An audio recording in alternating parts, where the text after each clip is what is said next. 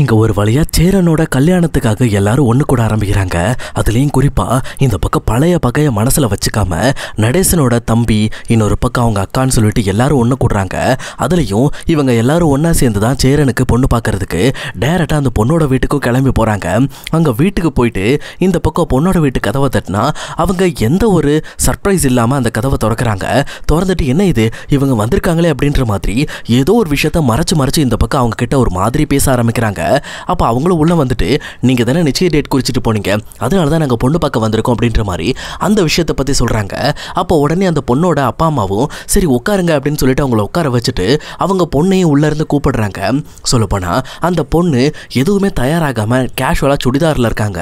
இதை பார்த்த நடேசனுக்கு ரொம்பவே கடுப்பாயிடுது. என்னங்க இது நிச்சயத்தன்னைக்கு இந்த பொண்ணு இப்படி அலங்காரம் இல்லாம வந்து நின்றுட்டு இருக்கு, என்ன கதை இது அப்படின்ற மாதிரி அவரு ஒரு பக்கம் கடுப்பாகிறாரு. அப்போ அந்த பொண்ணோட அப்பாவும் உங்களுக்கு புரோக்கர் எந்த விஷயத்தையும் சொல்லலையா, நீங்க அந்த விஷயங்கள் எதையும் கேட்காம தான் எங்க வீட்டுக்கு பொண்ணு பார்க்க வந்திருக்கீங்களா அப்படின்ற மாதிரி அவங்க ரிப்பீட்டட் கேட்குறாங்க. அப்ப இதை கேட்டுட்டு உடனே இங்க நிலாவும் இல்லையே எங்களுக்கு அவர் எதுவுமே சொல்லலையே அப்படின்ற மாதிரி அவங்களும் கொஞ்சம் ஷாக்கோட கேட்குறாங்க.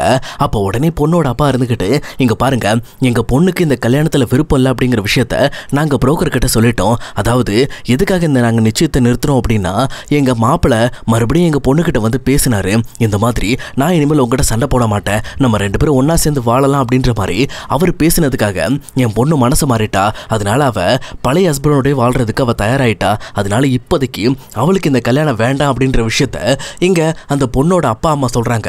அப்போ இதை கேட்டு நிலாக்கு செம்ம காண்டாயிடுது. ஏங்க உங்க பேச்சை கேட்டுதானங்க நாங்க இப்போ பொண்ணு பார்க்க வந்திருக்கோம், இப்படி கடைசி நிமிஷத்துல எதுவும் இல்லை நீங்க கிளம்புங்க அப்படின்னு சொன்ன என்னங்க இது அர்த்தம்? இப்போதெல்லாம் நீங்க முன்னாடியே வந்து யோசிச்சு பண்ணியிருக்கணும். அதுலயும் இன்னொரு பக்கம் நாங்க உங்க பொண்ணை வேற தனியா கூப்பிட்டு காஃபி ஷாப்ல வச்சு பேசணும், அப்பவாவது இதை பத்தி நீங்க சொல்லியிருக்கணும். அப்போ கூட நீங்க உங்க ஹஸ்பண்டை ரிவெஞ்ச் எடுக்கிறத பத்தி தான் பேசுனீங்க. நானும் அவங்க கிட்ட ரொம்ப கிளியர் கட்டா கேட்டேன், உங்களுக்கு இந்த கல்யாணத்துல விருப்பமா அப்படின்னு சொல்லி கேட்டப்ப கூட ஆமா கண்டிப்பா நான் இந்த கல்யாணத்தை பண்ணி என் ஹஸ்பண்டை வெறுப்பேற்றுவேன் அப்படின்ற மாதிரி தான் நீங்க சொன்னீங்க.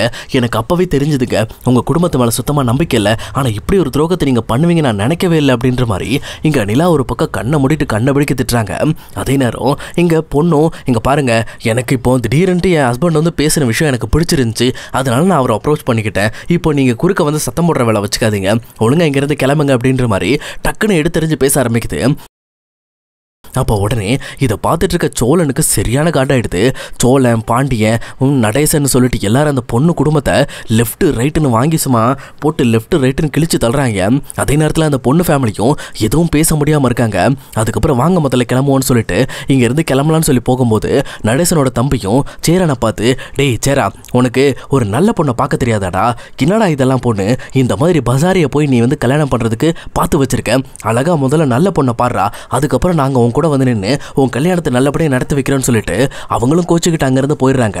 அதுக்கப்புறம் சேரனும் வீட்டுக்கு வந்துட்டு ரொம்பவே ஃபீல் பண்ணி அழ ஆரம்பிக்கிறாரு. அப்போ இதை பார்த்துட்டு இந்த பக்கம் வீட்டில் இருக்க எல்லாரும் சேரனுக்கு ஆறுதல் சொன்னாலும் சேரனுக்கு அந்த விஷயம் மனசுக்கு ஆறுதலை எடுத்துக்கவே முடியல. ஏன்னா அவரோட மனசுல பட்டது எப்படியாவது நமக்கு சீக்கிரம் கல்யாணம் முடிஞ்சிருச்சுன்னா பாண்டிக்கும் வானதிக்கும் சீக்கிரமா கல்யாணம் முடியும், அவங்களோட லைஃப்க்கு நம்ம தடையா இருக்க மாட்டோம் அப்படின்ற மாதிரி அப்படி ஒரு எண்ணத்தை மனசுல வச்சுக்கிட்டு தான் அவர் இப்படி ஒரு முடிவு எடுத்திருப்பாரு. ஆனா அவர் எடுத்த முடிவுனாலேயே அவர் குடும்பத்தோட மான மரியாதை இப்போ வந்து பயங்கரமா பாதிக்கப்பட்டிருக்கு அப்படிங்கிற விஷயத்தை புரிஞ்சுக்கிட்டு ஃபீல் பண்ணி அழ ஆரம்பிக்கிறாரு. அதையும் வாய் விட்டு புலம்பவும் ஆரம்பிக்கிறாரு. இந்த மாதிரி எல்லாம் வேஸ்டா போச்சுடா பாண்டி, என்னாலதான்டா, என்னாலதான் பாரு இப்போ உனக்கும் வானதிக்கு கல்யாணம் தடை ஆகிட்டே இருக்கு, எனக்கு என்னடா பண்றது, என் ஜாதகத்துக்கோ இல்லை என் முகத்தை பார்த்தோ எந்த பொண்ணும் என்னை கல்யாணம் பண்ணிக்க வரமாட்டேன்னுடா, நான் என்னடா பண்றது அப்படின்ற மாதிரி இங்க அவர் ஒரு பக்கம் தலையா அடிச்சுக்கிட்டு அழ ஆரம்பிக்கிறாரு. அப்போ இதை பார்த்துட்டு வீட்டில் இருக்க எல்லாரும் அவருக்கு சமாதானப்படுத்துறதுக்காக எவ்வளவோ பேசி பார்க்குறாங்க. ஆனா இங்க சேரன் சமாதானம் ஆகிற மாதிரி தெரியல. இப்படி இங்க சேரன் பயங்கரமா ஃபீல் பண்ணி அழுதுகிட்டு இருக்கும் போது அந்த இடத்துக்குள்ள இங்க சுனில் பையாவும் சந்தாவும் உள்ள வராங்க. சொல்ல போனா சந்தா உள்ள வந்த அடுத்த செகண்ட் சேரன் ஏன் இந்த மாதிரி ஃபீல் பண்ணி அழுறாரு அப்படிங்கிற விஷயத்த டைரக்டா இங்க பல்லவனை பார்த்து கேட்குறாங்க. அப்போ பல்லவனும் அந்த விஷயத்த சந்தா கிட்ட ரொம்பவே டீட்டெயிலாக எடுத்து சொல்றாரு. இப்படி நாங்க ஒரு பொண்ணு பார்க்க போனோம், அந்த பொண்ணு வீட்டில் இப்போ அவங்க எங்களை ஏமாத்திட்டாங்க, இப்போ சேரன் பையாவோட கல்யாணம் நின்று போச்சு அப்படின்ற விஷயத்த சொல்றாங்க. அப்போ இதை கேட்ட சந்தா ரொம்ப ரொம்பவே வருத்தப்பட்டு இங்க சேரன் பக்கத்துல போயிட்டு சேரன் கிட்ட ஷோல்டர்ல கை வச்சு, இங்க பாருங்க, நீங்க வருத்தப்படாதீங்க, எல்லாமே சரியாயிடும். கல்யாண விஷயத்தை பொறுத்த வரைக்கும் அது தள்ளி போகுது அப்படின்னா அந்த பொண்ணு உங்களுக்கானவங்க கிடையாது, உங்களுக்கான பொண்ணு உங்களை தேடி வரும். நீங்க வருத்தப்படாதீங்க, அழுகாதீங்க, எல்லாமே சரியாயிடும் அப்படின்ற மாதிரி அவங்க ஒரு பக்கம் இங்க சேரனுக்கு ஆறுதல் சொல்லிட்டு இருக்காங்க. அப்போ சந்தா ஆறுதல் சொல்ல சொல்ல இங்க சேரன் கொஞ்சம் அமைதியாகிறாரு. இந்த விஷயத்த இங்க வீட்டுல இருக்க எல்லாரும் கவனிக்கிறது மாதிரி இங்க கார்த்திகாவும் கவனிச்சிட்டு இருக்காங்க. சொல்லப்போனா கார்த்திகாவோட மனசுல சந்தா மேலேயும் ஒரு ஈர்ப்பு இருக்கும். ஏன்னா இந்த மாதிரி சந்தா கோயில்ல வச்சு சேரன் மேல அக்கறையா நடந்துகிட்ட விஷயம் எல்லாத்தையும் கார்த்திகா கவனிச்சிருப்பாங்க. அதனால அவங்களும் இந்த பக்கம் சந்தா பண்ற விஷயங்கள் எல்லாமே சேரனை ரொம்பவே பாதுகாக்கிற மாதிரியே இருக்கு அப்படிங்கிறத புரிஞ்சிருப்பாங்க. அப்போ அதனால அவங்களும் டைரக்டா சேரன் கிட்ட வந்து, மாமா நான் சொல்றதை மட்டும் தயவு செஞ்சு கேளுங்க மாமா, இப்போ அந்த பொண்ணு உங்களை வேணான்னு சொன்னது நல்ல விஷயம் நினச்சிக்கங்க. நீங்க விரும்புகிற மாதிரி நம்ம குடும்பத்துக்கு ஏற்ற மாதிரி ஒரு பொண்ணு கண்டிப்பாக உங்களை தேடி வருமாமா. அது நான் எதிர்பார்த்துட்டு இருக்க மாதிரி கூடிய சீக்கிரத்தில் நடக்க போகுது.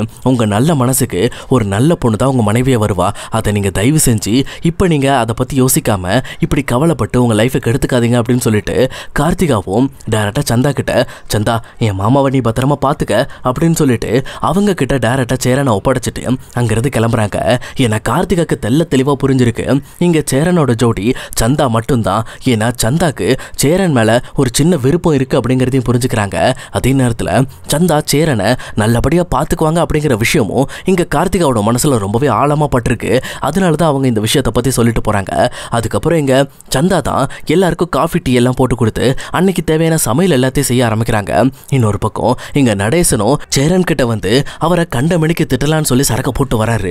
ஆனா குறுக்க வந்த சந்தாவும் நடேசன் கிட்ட, இப்ப யாரும் நீங்க சேரன் கிட்ட பேச வேண்டாம், முதல்ல வெளியில போங்க, அவர் இப்ப நிதானமாகட்டு அப்படின்ற மாதிரி சேரனை எல்லார்கிட்ட இருந்து தனியா பிரிச்சு சேரன் அவர் எடுத்த முடிவுல இருந்து வெளியில வர்றதுக்காக ஒரு நிதானமான சூழ்நிலையை அமைச்சு கொடுக்குறாங்க.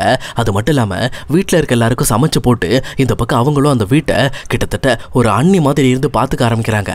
அப்ப இதை பார்த்துட்டு இருக்க நிலாவும் ரொம்ப சந்தோஷமாயிடுறாங்க. அவங்க சோழனை கூப்பிட்டு, சோழன் உங்ககிட்ட நான் ஒரு விஷயத்தை பத்தி சொல்லணும். சொல்லப்போனா இந்த சந்தா வந்தாங்கல்ல, அவங்க வந்து பேசினதுக்கு அப்புறம் அண்ணனோட முகமாற்றம் ரொம்பவே டிஃப்ரெண்டா இருக்கு. அவரு சந்தா பேச கேட்க கேட்க இந்த மாதிரி அப்படியே வந்து டோட்டலா மாறிடுறாரு. அவர் மனசுல இருக்கிற வழியெல்லாம் போகி இப்போ அவர் ரொம்பவே நல்ல விதமா ஃபீல் பண்றாரு. எனக்கு என்னமோ நம்ம அண்ணனுக்கு சந்தா தான் வந்து பேரா வருவாங்கன்னு நினைக்கிறேன் அப்படின்ற மாதிரி சொல்றாங்க. ஆனா அதை கேட்டுட்டு சோழனும், இங்க பாருங்க நிலா, அப்படி நடக்கிறதுக்கு வாய்ப்பே கிடையாது. ஏன் தெரியுங்களா? ஏன்னா எங்க அண்ணன் இன்னுமே சந்தாவை ஒரு சிஸ்டரா தான் நினைச்சிட்டு இருக்காரு. அவரு சந்தா மேல இப்படி ஒரு விருப்பத்தை வைக்க மாட்டாரு. ஏன், அவர் எல்லாரையுமே சிஸ்டரா தான் நினைச்சிட்டு இருக்காரு. அதுவே அவர் மனசுல இருக்கிறது தப்பான விஷயம்னு எனக்கு தோணுது. ஆனா அதை பத்தி அண்ணன் கிட்ட சொன்னா அண்ணன் புரிஞ்சுக்க மாட்டார் அப்படின்ற மாதிரி இவர் மனசோட குமுறல்களை வெளியில சொல்லிக்கிட்டு இருக்காரு. ஆனா இப்படி இவங்க பேசிக்கிட்டு இருந்தாலும் இங்க சந்தாக்கு ஒரு பெரிய ஆபத்து இங்க டைரக்டா ஒரிசால இருந்து கிளம்பி வந்துட்டு இருக்கு. அது வேற ஒண்ணும் இல்ல, சந்தாவோட மொரமாமன் தான் அவங்களுக்கு தெரிஞ்ச நிறைய அடியாட்களை கூட்டிக்கிட்டு சந்தாவை வலுக்கட்டாயமா இந்த ஊர்ல இருந்து அவங்களோட சொந்த ஊருக்கு கூட்டிட்டு போறதுக்கு ட்ரை பண்ண போறாரு. அதுக்காக அவர் முதல்ல தேடி வர்ற இடம் சுனிலோட வீடு தான். அங்க வந்து சுனில் கிட்ட விசாரிக்க ஆரம்பிக்கிறாரு. ஆனா சுனிலும் சந்தா இருக்கிற இடத்த சொல்ல மாட்டேன்ற மாதிரி வாண்டடா சொன்னதுனால சுனிலை போட்டு வெளுவெளுன்னு வெளுத்து அவர் மூலமா இந்த பக்கம் சந்தா எங்க இருக்காங்க அப்படிங்கிற விஷயத்தையும் தெரிஞ்சுக்கிட்டு அவங்க டைரக்டா சந்தாவையும் தேடி வர போறாங்க. அதே நேரம் சந்தாவை அவங்க மொரமாமன் இருந்து காப்பாத்துற சூழ்நிலையில இங்க சேரன் சந்தாவோட கழுத்துல தாலி கட்டுற சூழ்நிலையும் நடக்க போகுது. இது கிட்டத்தட்ட அடுத்த வார எபிசோட்கள்ல கண்டிப்பா நடக்க வாய்ப்பு இருக்கு. அதனால இந்த சீக்வன்ஸ் எப்படி நடக்க போகுது, இதனால இங்க ஐயனார் துணை சீரியல் எந்த அளவுக்கு இன்ட்ரெஸ்டிங்கா போகுது அப்படிங்கறத இனி வரப்போற எபிசோட்ல நம்ம கண்டிப்பா பார்க்கலாம் guys.